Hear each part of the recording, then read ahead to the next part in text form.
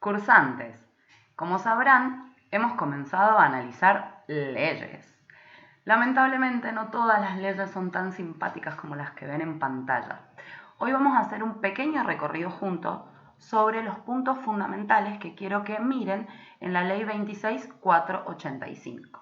Vamos a comenzar el análisis de la Ley 26.485 para que puedan ustedes realizar la actividad autocorregible que se encuentra al final de esta clase. Yo les he dejado el link de esta misma página para que consulten, que es Infoleg, esto es Información Legislativa, es una página que gestiona el Ministerio de Justicia y Derechos Humanos. Cuando comenzamos a leer una ley, la primera parte que nos vamos a encontrar es introductoria. Nos va a contar quién la sancionó, cuándo, cuál es su objetivo, dónde se aplica, que lo podemos encontrar aquí en el artículo 1, ámbito de aplicación.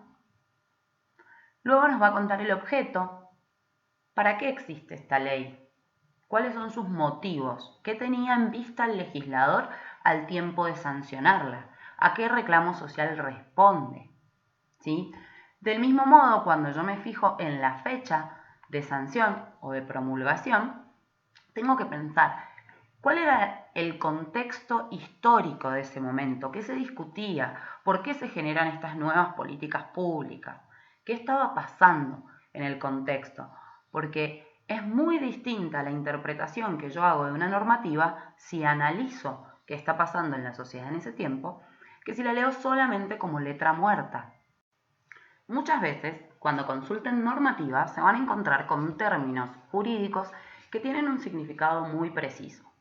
Es conveniente en esos casos que busquen información en portales que tengan que ver con cuestiones jurídicas. Por ejemplo, SAIG, que es el que les muestro hoy.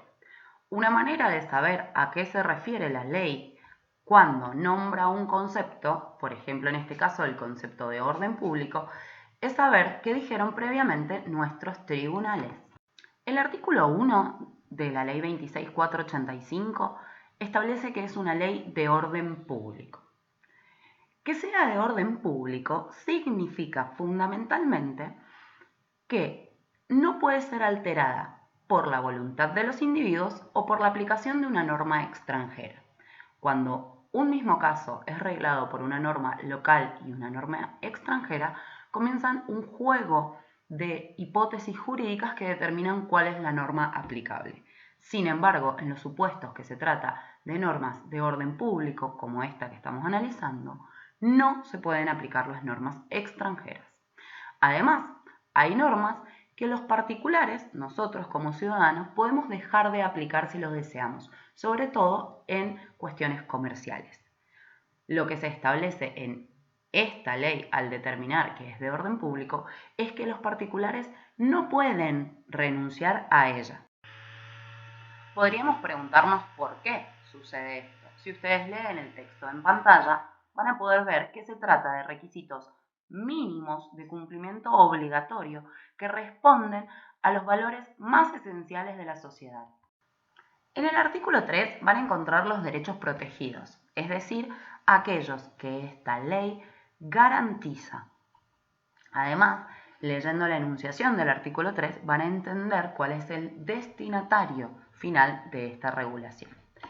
En el artículo 4 van a encontrar la definición de violencia. Es muy interesante que analicen en la definición de violencia esta parte donde dice por acción u omisión. Quiero que piensen qué tipo de omisiones, de hechos omisivos, es decir, de supuestos donde la persona no realiza una acción, genera responsabilidad o genera violencia. También es muy interesante lo que dice la normativa al final del artículo 4, cuando establece lo que es la violencia indirecta. El artículo 5 define los tipos de violencia, pero establece que quedan especialmente comprendidos. Esa enunciación que utiliza la ley implica que esta enumeración no es taxativa, no termina acá y pueden reconocerse otras formas de violencia. Es importante que piensen y analicen cada uno de estos tipos de violencia. Yo les voy a dejar entre el material optativo algunos videos que explican cada tipo en su contexto particular. Pero la ley no se limita a explicar los tipos de violencia, sino que además explica las modalidades, que son las formas en que estos tipos de violencia pueden manifestarse en los distintos ámbitos. Este artículo es crucial. El capítulo 4 de la ley nos presenta la creación del Observatorio de Violencia contra las Mujeres. Es interesante que analicen su misión y sus funciones. Además, recomiendo que consulten el Observatorio de Violencia. Si ustedes revisan, están establecidos los objetivos y además pueden descargar los distintos informes que surgen de las estadísticas que el observatorio tiene. Por ejemplo, aquí podemos analizar el registro de observaciones de violencia obstétrica. El título tercero de la ley nos habla de procedimientos, un tema de especial importancia en este módulo. Si ustedes comienzan a leer el artículo 16 les va a decir cuáles son los derechos y garantías mínimas en los procedimientos judiciales y administrativos. Los procedimientos judiciales son aquellos que realizamos frente al Poder Judicial, mientras los procedimientos administrativos son los que llevamos a cargo frente a los demás organismos del Estado, especialmente del Poder Ejecutivo.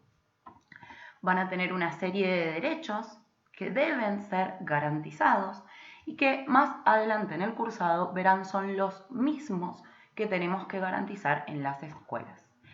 El artículo 18 establece las características que deben reunirse en el momento en que la persona decide practicar una denuncia y qué debe hacer el funcionario que se desempeña en los distintos servicios del Estado, incluidos los servicios educativos. Espero que su recorrido por la ley sea sencillo. Recuerden que pueden consultarnos a través de la mensajería del aula virtual o en el foro de consultas de esta clase. Les deseo un hermoso día. Saludos.